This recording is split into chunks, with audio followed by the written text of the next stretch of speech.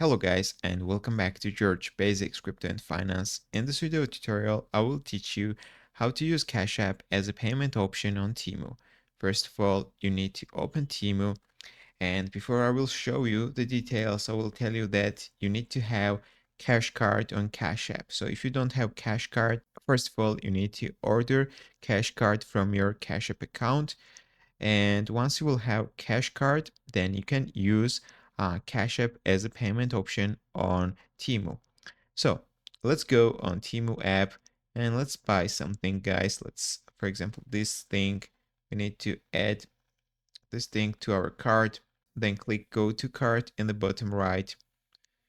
Then select Checkout. You need to go to the payment methods and click Add a new card.